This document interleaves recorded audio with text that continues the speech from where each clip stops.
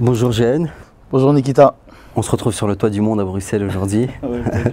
Merci d'avoir accepté l'invitation. Tu viens de sortir un nouvel album qui s'appelle donc Yin et Yang. En parlant du dernier album que tu avais sorti qui s'appelle Tech Symbol, est-ce que tu as eu l'impression d'avoir fait un album d'adulte et peut-être faire un album d'adulte aujourd'hui dans le rap, c'est prendre un très gros risque? C'est exactement ça. Je pense que j'ai fait c'était un vrai pari sur cet album-là.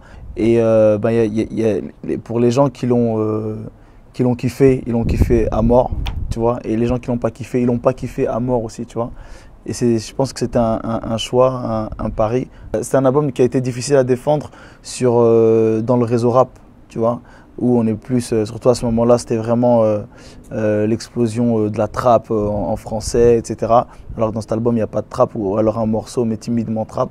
Et voilà, donc c'était compliqué à défendre. Après, artistiquement, j'en suis toujours autant fier.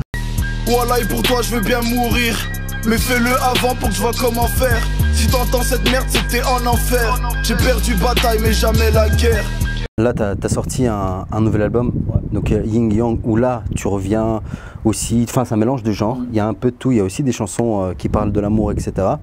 Est-ce que, quand j'ai écouté cet album, je me suis dit, purée, est-ce que c'est pas ça le plus gros dilemme d'un artiste, c'est de se dire, qu'est-ce que je fais là? Est-ce que je vais faire un album que moi j'aime, ou est-ce que je dois satisfaire le public?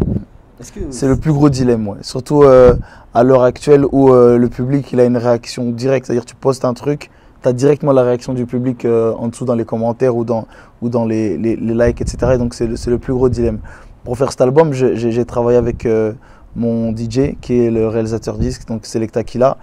Et en fait, on n'a même pas réfléchi. On s'est dit, tu sais quoi, on va faire ce qu'on veut, on va faire ce qu'on kiffe, sans même calculer, etc. Et après, ça a donné un album qui semble plus ouvert, plus tendance même.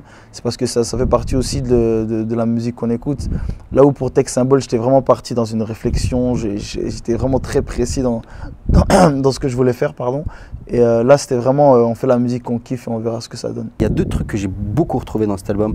C'est que tu parles de ton succès ou d'un succès qui arrivera, etc. Et un autre sujet qui n'a rien à voir forcément avec ça, c'est la mort. Pourquoi la mort s'est retrouvée particulièrement dans cet album-là? C'est une bonne question d'abord. C'est quelque chose malheureusement, la mort fait partie de la vie, tu vois. L'album c'est Yin Yang. Yin Yang c'est un peu une dualité entre la lumière et le sombre. Et, la mort c'est le contraire de la vie. Autant je parle de la mort, autant je parle de la vie dans cet album. Après, la mort a une place plus grande parce que j'ai aussi une chanson où je fais un hommage à mon père disparu. Et la mort marque beaucoup, tu vois, dans la vie de tout à chacun parce que c'est le moment où ça s'arrête pour quelqu'un qu'on aime ou pour... nous, on n'est pas là pour parler de notre propre mort, mais bon, tu vois. Et donc voilà, je pense que c'est pour ça aussi que les moments où j'en parle dans le disque sont plus marquants. Et puis, je ne sais pas comment ça se fait, c'est quelque chose dont j'ai toujours su bien parler, su trouver les mots, les images. Je suis quelqu'un de naturellement mélancolique et les plus belles chansons que je fais, en tout cas selon moi, sont les chansons mélancoliques. Mais j'oublie mes leçons et mes bêtises se succèdent. Je pense que quand je serai mort, j'aurai enfin du succès. Bon, déjà, est-ce que tu penses que le milieu du rap, dans son ensemble, auditeurs y compris, est injuste? Et de deux, pourquoi il y a ce truc-là? Pourquoi on attend que les gens meurent, que certains artistes meurent pour leur rendre ce qui leur est dû de leur vivant? C'est vraiment une réflexion que j'ai depuis un petit temps. Je pense qu'une fois que quelqu'un n'est plus là, les gens qui l'ont connu parlent beaucoup de lui. Et comme j'ai dit tout à l'heure, la mort, c'est quelque chose qui intrigue fortement. Et donc quand c'est un artiste qui disparaît, tout le monde en parle en mode ouais mais je l'aimais bien, ouais mais il était fort, et du coup ceux qui ne connaissaient pas tendent l'oreille pour voir ouais, c'était qui, et au final tout le monde lui trouve des qualités qu'il ne lui aurait pas trouvées s'il était vivant. Tu vois, malheureusement c'est comme ça que ça se passe, c'est comme ça depuis la nuit des temps. Je pense que pour parler des morts les plus connus dans le rap, Tupac et Notorious, je pense pas enfin je suis même sûr qu'ils ne seraient pas aussi légendaires s'ils étaient toujours parmi nous, tu vois. C'est triste, mais c'est comme ça. Il y a eu ce truc à un moment donné, c'est qu'il y avait certains jeunes rappeurs, avant que tout ça change, qui disaient ouais mais les grands, enfin ceux qui étaient avant nous, il n'y avait pas de passe. Tu vois. Et donc il y a une espèce de rancune qui s'est créée Ou peut-être que c'est tout un fantasme? Je pense pas que j'ai fait des passes à qui que ce soit parce que je n'étais pas en position de le faire non plus, tu vois. Je veux dire,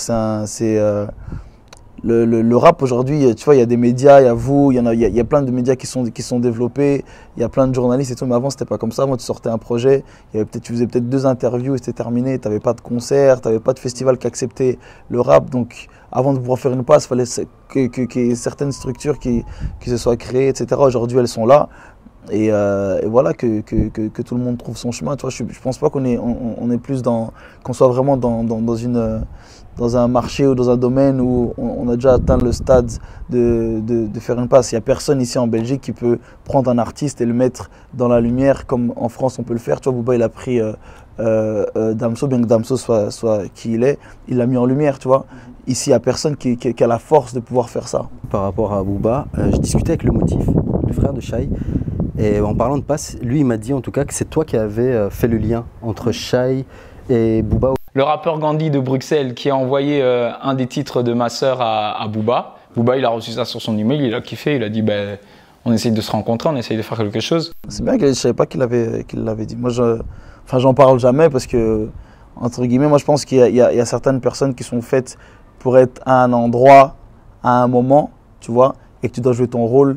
Et basta, et c'est ce qui s'était passé avec Shai, c'est-à-dire qu'à l'époque quand elle a commencé à rapper, qu'elle faisait ses maquettes avec son frère, avec Olivier, le Motif, moi j'avais la maquette de Shai, j'avais le contact de Booba, tu vois, et je savais que c'est un truc qui allait coller, donc je les ai mis en contact, j'ai organisé la session studio, c'était ici à Bruxelles. Et puis voilà, le reste, ils ont fait eux-mêmes. Il y a un morceau aussi qui s'appelle Rihanna. À un moment donné, il y a une phase où tu dis le DJ passe du Damso, Biatch me demande pas si je suis jaloux. Le DJ passe du Damso, Biatch me demande si je suis jaloux. La Biatch, entre guillemets, c'est pas simplement une fille, c'est une métaphore pour dire d'autres choses. Ouais, c'est une métaphore, ouais, pour dire autre chose, c'est pour dire... aujourd'hui, on est en Belgique et on a un artiste, pour le reciter, Damso, qui arrive à faire, par exemple, Forêt Nationale, etc.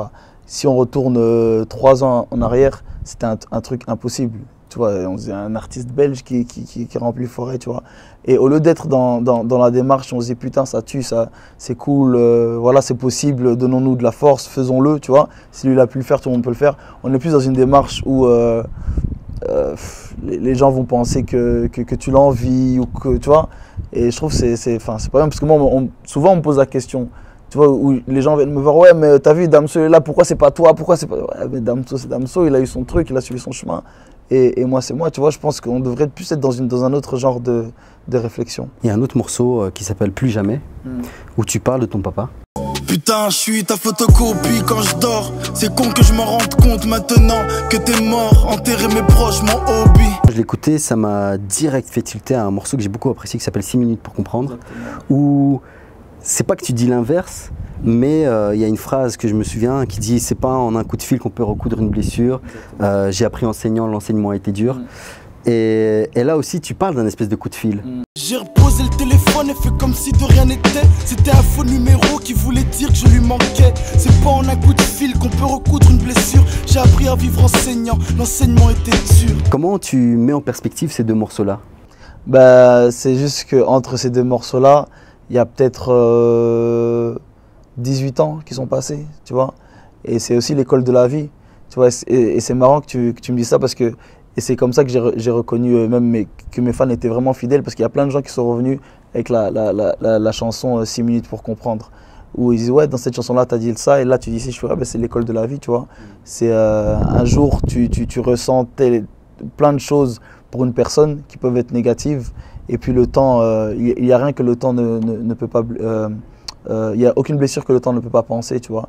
Après, le temps avance, et au jour d'aujourd'hui, comme je dis dans cette chanson ou dans une autre chanson, je ne sais plus, mes remords ont plus de poids que son cercueil, tu vois. C'est pour dire, faut profiter des instants qu'on a avec les personnes qu'on aime, il faut savoir dire pardon, etc. Et c'est ma manière à moi de lui faire hommage et de lui dire pardon et d'accepter aussi les pardons qu'il a pu me dire à certains moments. Voilà, et pour toi je veux bien mourir, mais fais-le avant pour que je vois comment faire. Si t'entends cette merde, c'est que t'es en enfer. J'ai perdu bataille mais jamais la guerre.